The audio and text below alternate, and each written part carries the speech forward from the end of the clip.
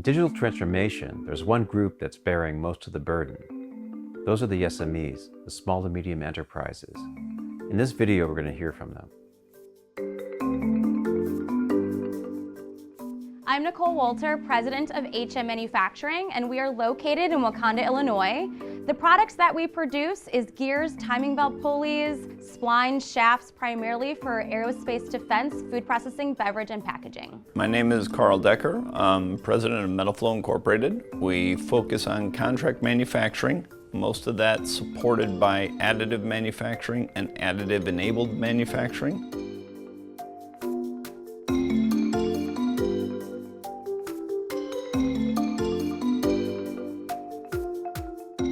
That we've been working with have started to ask for those types of models. We've been very hesitant to kind of get on board with that, just because each prime has a different way that they want theirs modeled based on different balloon drawings, different dimensions, different types of software. So it's kind of hard to kind of get on that same playing field. I think it would be so great if everyone just had like a standardized way that they want to do that type of modeling. Until everyone gets on that bandwagon, we've actually just been using what we have as our core references. But that has also created some problems, because every time we do ship out our products or we do send out our inspection sheets or our models, they're asking us to reconvert them back into their type of modeling. And so that's extra time, extra efforts, and it slows down the whole process as well. We could basically invest in almost every CAD system out there to be able to work with everybody's model-based definition or model-based data. This becomes a very cost-prohibitive situation, so we've had to go to utilizing the most common formats. We currently use SolidWorks that also runs into our CAD/CAM software, but we do have a lot of primes that are looking at CATIA, and that is a whole different set of expenses on top of the SolidWorks that we already have. And so we've been trying to figure out, does it make sense for us to completely go straight to CATIA and off of SolidWorks, because you can't run two systems concurrently. And so when you have to have all of that types of metrics and paperwork and data, and you have to now take that into account with all the other things that the primes are looking for, you pretty much need two full-time people to be able to keep up with that. Dealing with the larger primes and larger organizations definitely has a number of flow-down requirements that could come from a government contract, that could just come from the prime themselves. These wind up imposing a number of requirements for us from either quality control, data management, data protection and security, CMMC security. How do we justify these expenses? Somebody winds up having to pay them. If it's us, well, you get enough expense, you can't stay in business. So we have to pass it on.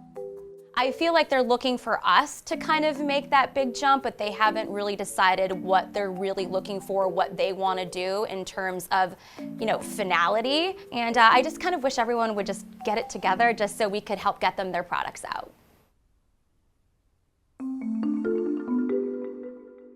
At what point can we actually work with people and say, hey, this is going to be an investment period that's going to take a little while.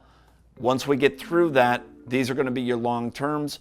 Now we can get to the point where, yes, accept that you're going to have a little bit higher cost here. The problem is when we suggest that in a bidding process, no matter what we say of how great our technology is or anything, the bid is going to go to the lowest bidder.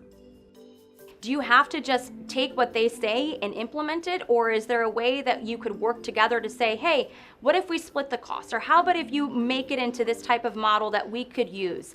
It'd be great to have these types of conversations that isn't just you do it or we look for somebody else.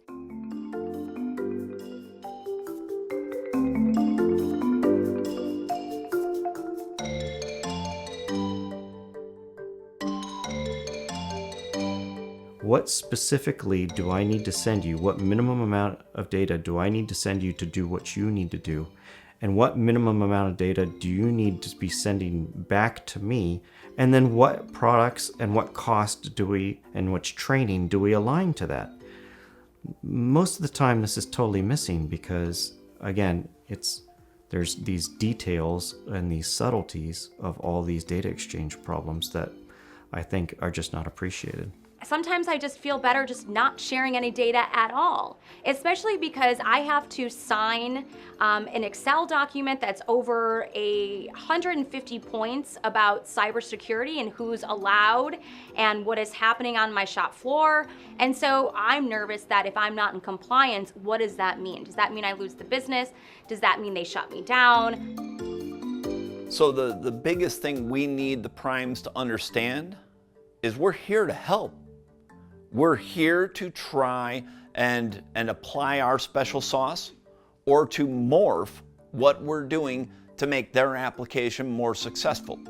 And if they have commentary that they want to share with us that we should look at applying, we'd love to have that dialogue too. If we can start putting that towards our budget, if we could start understanding what it is that they're looking for us to do to make us a better supplier, that would be super helpful.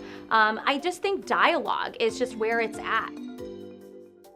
SMEs are bearing the brunt of digital transformation. Model-based enterprise cannot happen overnight. We need to have open communication between all parties to make any progress.